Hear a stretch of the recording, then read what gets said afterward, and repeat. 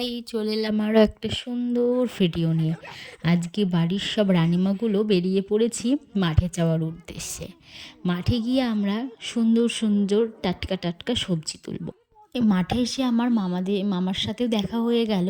আমরা সবাই মিলে এক এক করে চলে যাচ্ছি। দিদি আর আমি বলতে গেলে একটু কমই সবজিপাতি তুলেছি। দিদি খালি ওই লঙ্কা গাছ থেকে লঙ্কা কয়েকটাই তুলেছিল, দিদি তুলেছে আর আমি দুজনাতেই কম তুলেছি। বাদ বাকি সবাই যে যেরকম পেরেছে, যে দিক দিয়ে পেরেছে, কেউ বাদ দেয়নি, সবাই তুলেছে।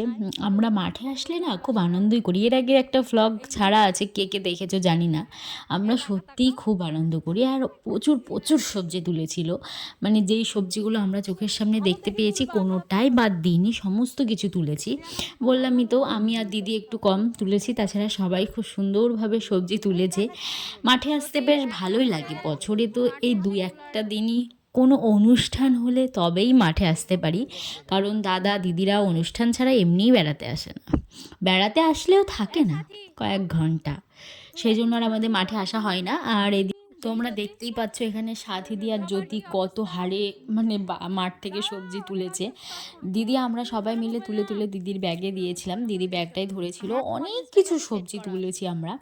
আর এখানে আমরা মাঠে ঘুরে ঘুরে হাঁপিয়ে গিয়েছি, তাই দাদা কোথায় থেকে আখ নিয়ে এসে দিল, আমরা সেটাই বসে বসে খাচ্ছিলাম।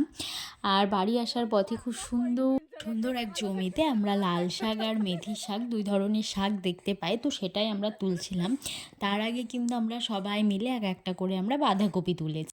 এর আগের বার মাঠে আসার ভিডিওটাও আমার ইউটিউবেই ছাড়া আছে, খুব সুন্দর একটা ভিডিও সেটার। আজকেও আমরা খুব সুন্দরভাবে দিনটা কাটালাম। চলো এবার তোমাদেরকে বাড়ি গিয়ে দেখাই আমরা কত রকমের সবজি তুলেছি।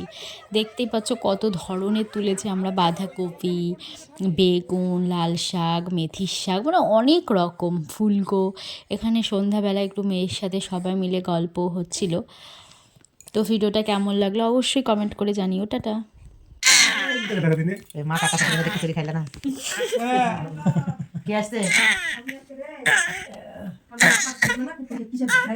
কুকুর বের খাই মাথা